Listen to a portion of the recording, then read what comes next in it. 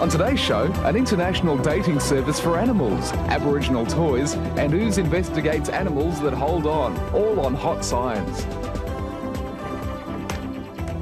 Hi, I'm glad you could join us. Hey, welcome to Hot Science. So, what's this? Oh, okay, this is my rubber mat. Look, clear on one side, there's a handle on the other, and I'm going to use it to test your strength. Oh, okay. Because the challenge is, Robin, I'll put it there on the table. You can see it can move around there quite easily. Your job is to lift the mat up off the table just using the handle. What have you done to it? Nothing, look, it's not even stuck down, it's just sitting on top of the table. Oh, okay, no problem.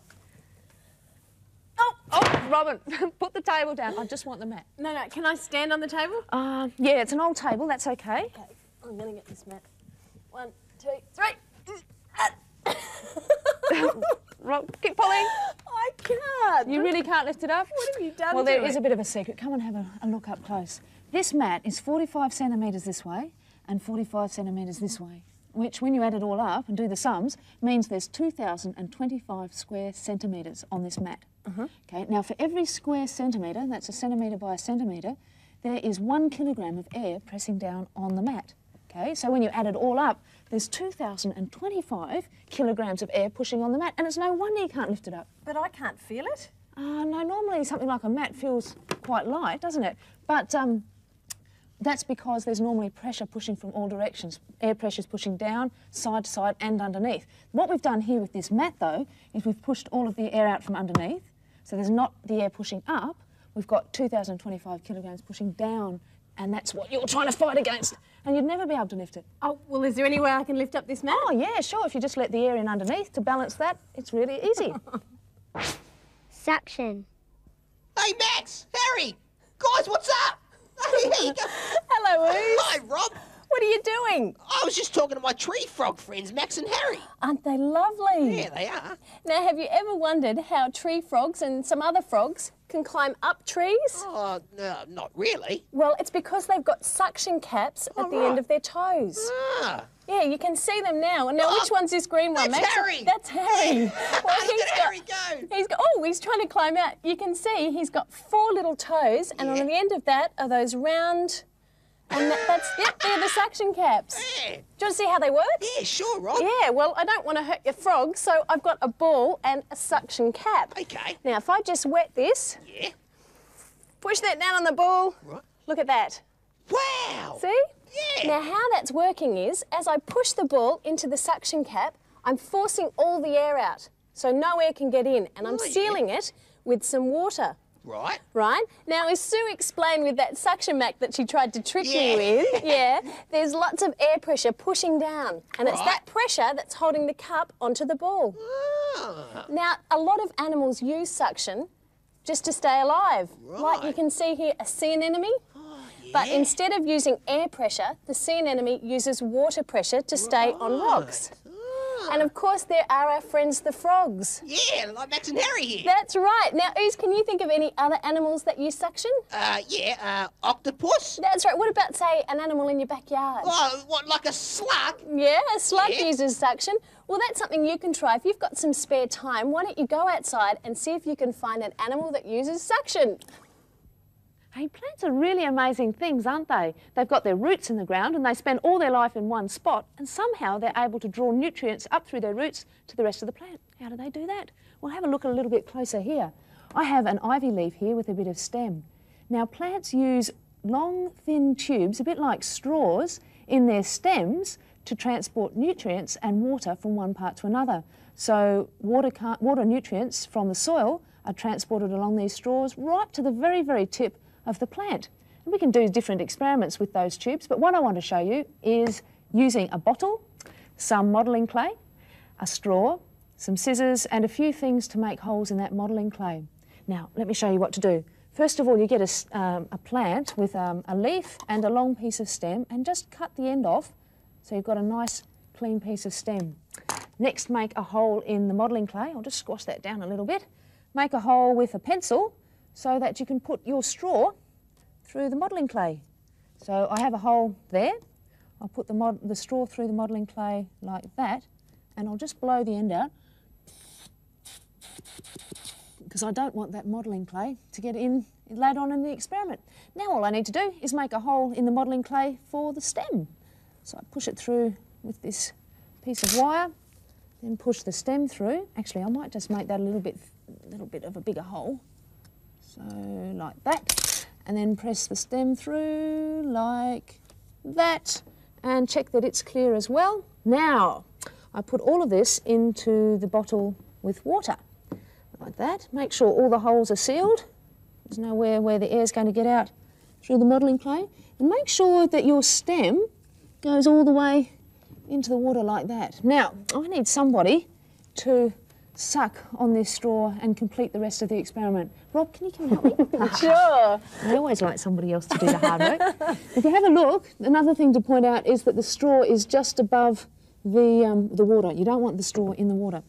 Now, Rob, your job is to suck all the air out of the container. That's all I have to do? And what we're going to do is watch. Actually, can you move your finger just a little bit? Hold it a little bit behind there. Okay. What we're going to do is just watch what happens at the bottom of the stem. Okay, go ahead and suck. Keep sucking. Keep sucking. More. And what we can see are some bubbles forming at the bottom of the stem there. What we've done is drawn the air and liquid out of the stem, and you can see the bubbles forming just there. Keep going, Rob. Keep going. Bigger bubbles. Okay, I'm trying. Oh, no, that's been terrific. That's really good. Now, if we had a really powerful vacuum... Yes, okay. If we had a powerful vacuum, or if you could suck even harder, we'd be able to suck all of the nutrients out of our plant. Next, a collection of Aboriginal toys.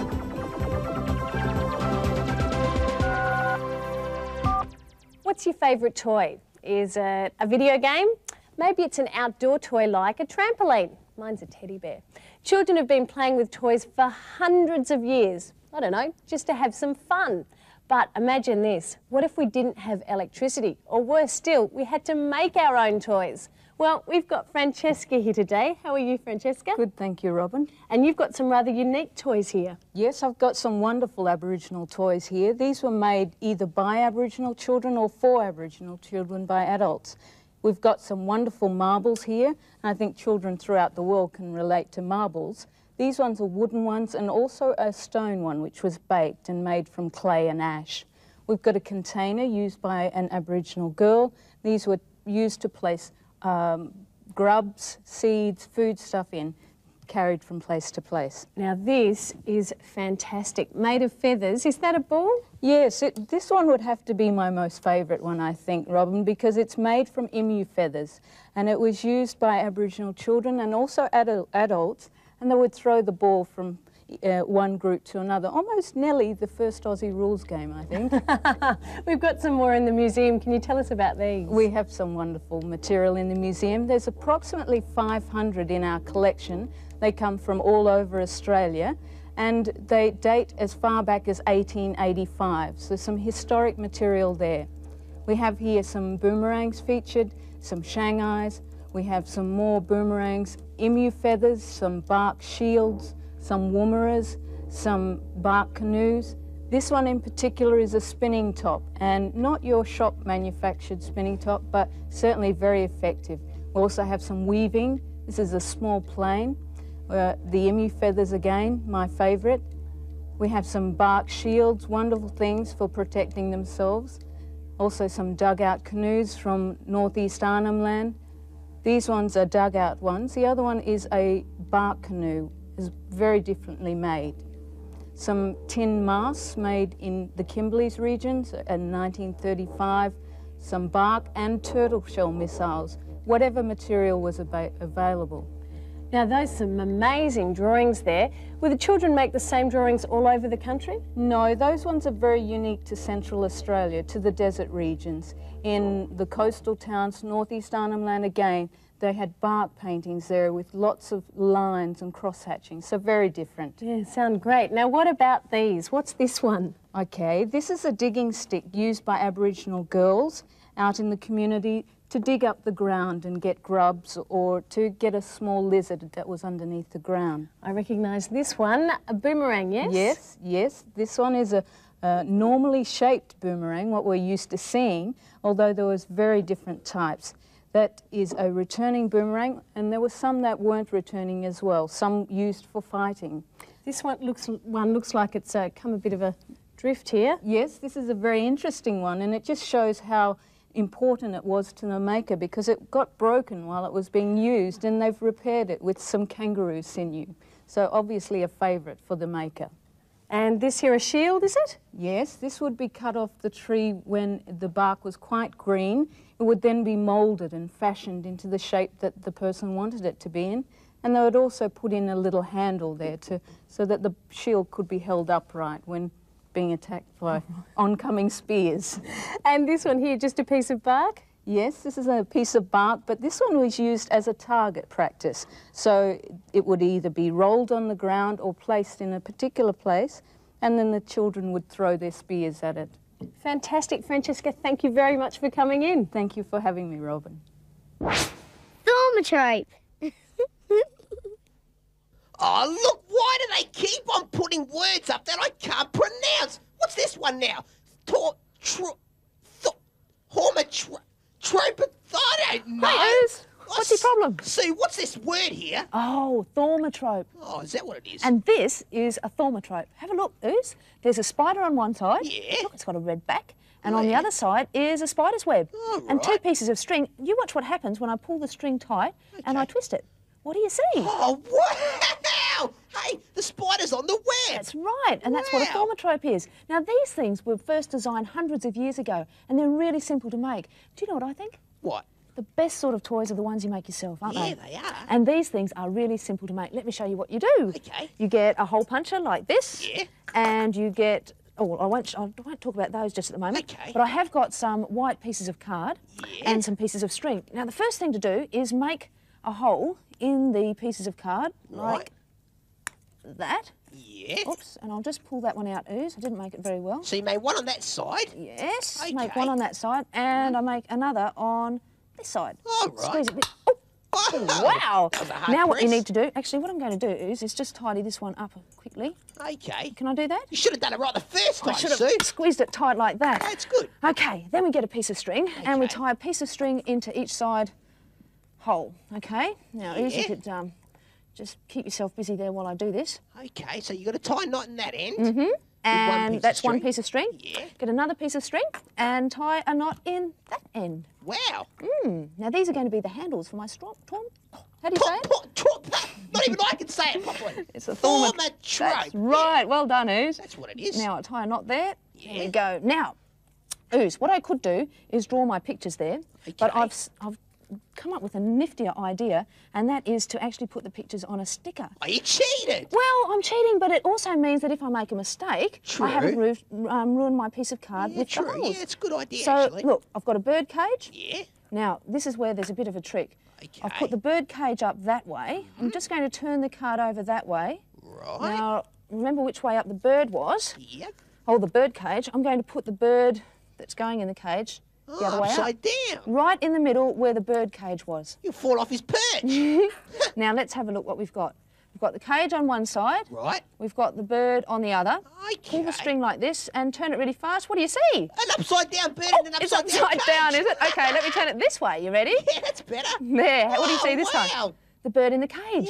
Yeah. Now, how does this work, Ooze? I have no idea. Well, it's a trick to do with our eyes, because when you look at something, an image of what you see Right. forms on the back of your eye, on the retina, and it stays there for about a 20th of a second. Oh, right. It doesn't fade straight away. If you see another picture really quickly, your brain actually blends those pictures together, and it looks Wow. like the bird's really in the cage, Ah. even though they're separate things. That's great. Hey, Ooze, my favourite one is this one here. Look, I've got a fish on one side and a bowl on the other. You Yeah. watch what happens. Who's that? That's Prudence the piranha. I thought you'd recognise it. Yeah. And we have a fish in the bowl. Yeah. Now, you could try it yourself. Maybe even do Ooze in a bowl instead of a fish in a bowl. And Great. between you and me, you could give him any hairdo you like. Hey! Okay. You should try it at home. I mean, it really works. Robots. Willy was a robot. His circuitry was new. He had 2 little buttons, flashing red and blue. His artificial intelligence, the newest thing around. He glided like a hovercraft. He flew without a sound. With capacitors, transformers black, diodes all brand new. Keys, terminals, and lots of buttons too. Yet running round in all his haste, his big mistake came true. A car which drove at quite a speed turned Willy into stew. Oh no, poor Willie. What a great poem though. It was. Hey Rob, the launch pad's all ready. Are you ready to go? Excellent. Yes, we are just about to launch the first ever Hot Science message-carrying balloon rocket. Now, Sue has got the launch path happening, and all you need, it's so easy to do, is a straw like this attached to a piece of string, a balloon, and also a message. Now, Sue, you're not allowed to see this message. I won't see the message. So I will just do it really tightly and... Because our rocket is one of these balloons, and Robin's going to provide the fuel. What, my breath? Mm-hmm. Okay. Just put that in there and start blowing up. Okay, so here's our rocket. Now, you know what's going to happen when we attach the balloon, because when you blow up a balloon like this,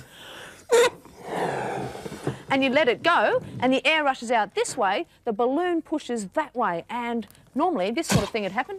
It'd go anywhere, but we have a guidance system. You ready? Don't you touch my balloon, you'll let it go. Right. Okay. Okay, well, I'll get up this end, ready to get the message. Yep. Now, all you have to do to attach it is place the straw at the top of the balloon and then put some tape over the top so it's nice and secure. Okay. Now, Sue, you ready for your message? Yes, okay, we'll give a countdown. 10, 9, 8, 7, 6, 5, 4, 3, 2, 1, go! Hey, if you didn't see that, have a look at it in slow-mo. Look, the balloon's left my hand. It's travelling with the straw along the flight path. It's just about to get to Sue. She's got it!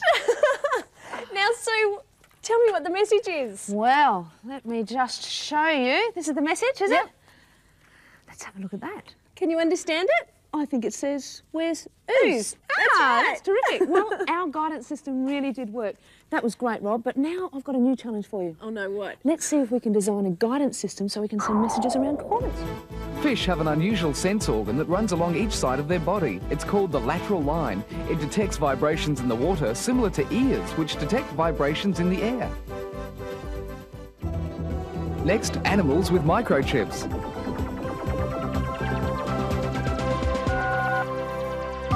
This beautiful animal is a scimitar horned oryx, a rare antelope that's become extinct in the wild. It's one of the endangered species being bred at South Australia's Monarto Zoo as part of an international program. Sue Connerty, one of the vets at Monarto, is about to show us a new way of tagging the animals using a tiny microchip. It's actually inside this big syringe and it has an identification number on it.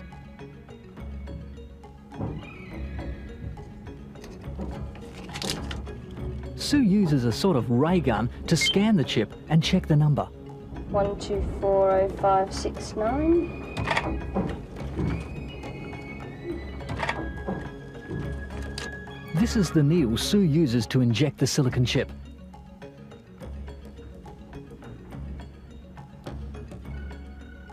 And this is the chip. See how tiny it is? The idea is to slip it in just under the animal's skin.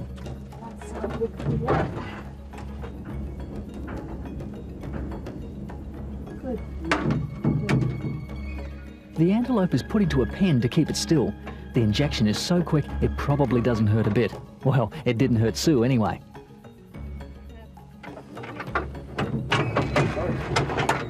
Oryx blood.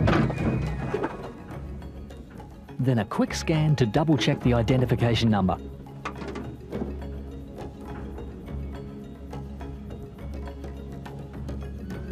And the animal is released with a new ID tag you can't even see.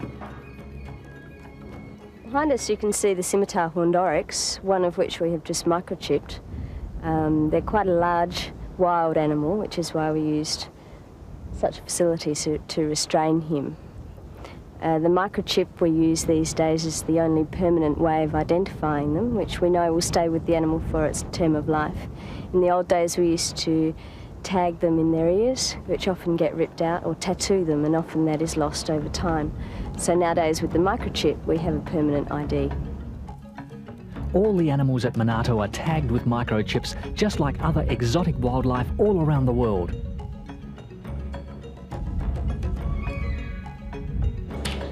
Their identification numbers are logged into a computer system called ARC, which contains each animal's medical history and other records.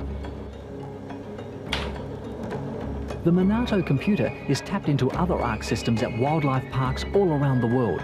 It's like a giant computer dating service. It matches up animals in various countries to make sure endangered species continue to breed.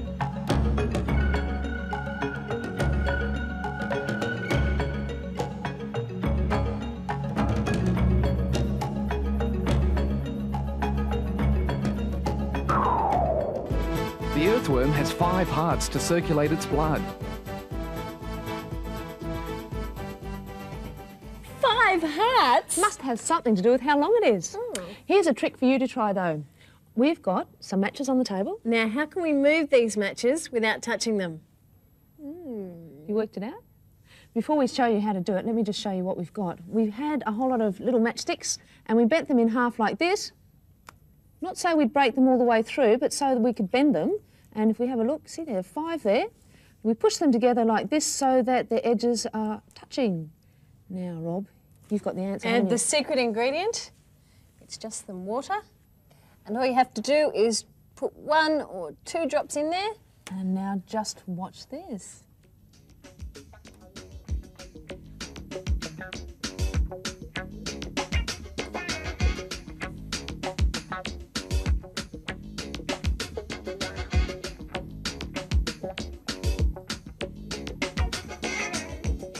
Hey, now that is really simple. And the reason it works is that the broken matches soak up the water and that causes the matches to swell and they straighten up. And that's what causes them to change shape. Hey, it's quiz time! Oh, Ooze, I've got one for you. Okay. Can you name an animal that uses suction? Yeah, but my 2 friends over here, Harry and Max, the tree frogs. Yeah, look at them. Now, Ooze, do you remember where the suction cups are? On the end of their toes. That's right. Yeah. Now I've got another quiz for you. Okay. You remember that thing that we had that had 2 pictures and we spun it really quickly and it looked like the pictures were Yeah. the same place? What was that called? Oh, Sue, not again. Will you stop asking me these questions? It's called a thorn-trope. Oh, Is that what this is? Yeah. Now, hang on. Do I use it by doing that? Oh, no, Rob. I'm sorry. You How spin do I it do between it? your thumbs Oh, and your okay. fingers. Oh, That's it. like that. Hey, look, it's Prudence the piranha swimming in her bowl. You've got lots of friends here today, I Ooze. sure have. I've got friends everywhere. And if you want an investigation to try, why don't you get some matchsticks and try that trick that Rob and I just did? Maybe you'll be able to get them to form all sorts of shapes. Yeah, Maybe a it's square. great. Oh, we have to go. We'll see you next time. See you later. Bye-bye. Bye.